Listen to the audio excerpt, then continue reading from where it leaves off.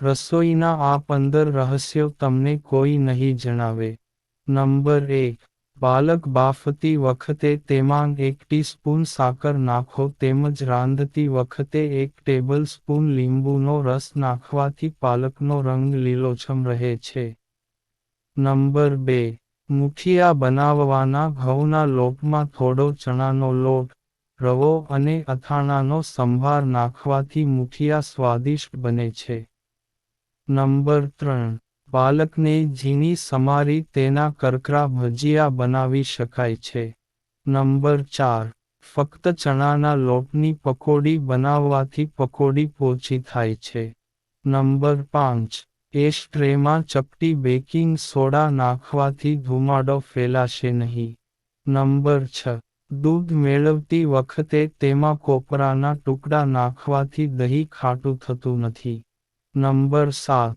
સૂકા ફૂલના ગુલદસ્તા ઉપરથી ધૂળ દૂર કરવા હેર ડ્રાયરનો ઉપયોગ કરો. નંબર 8. દાળને ઉકાળતી વખતે જ તેમાં હિંગ નાખવાથી દાળ વધુ સ્વાદિષ્ટ બને છે.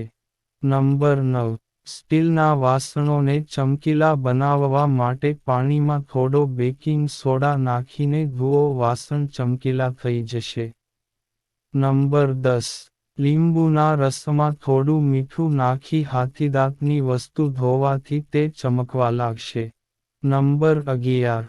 જો તમારા ઘરમાં રંગની વાસ આવતી હોય અને તેને દૂર કરવી હોય તો એક તપેલી ભરીને મીઠાનું પાણી મૂકી દો. નંબર 12. દિવાસળીના બોક્સમાં ચોખાના થોડા દાણા નાખવાથી દિવાસળી હવાઈ જતી નથી. નંબર 13. લીંબુ નીચોવેલા પાણીમાં એકાદ કલાક સમારેલું શાક રાખવાથી શાકને તાજું રાખી શકાય છે. નંબર 14. બ્રેડ સુકાઈ ગઈ હોય તો તેનો ભૂકો બનાવી રાખો. ગ્રેવી બનાવતી વખતે તેમાં 1 ચમચો ભૂકો નાખવાથી ગ્રેવી ઘાટી બનશે.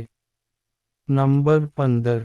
વાસી માખણમાંથી દુર્ગંધ દૂર કરવા માટે માખણને થોડી વાર ખાવાના સોડાવાળા પાણીમાં રાખી મૂકો.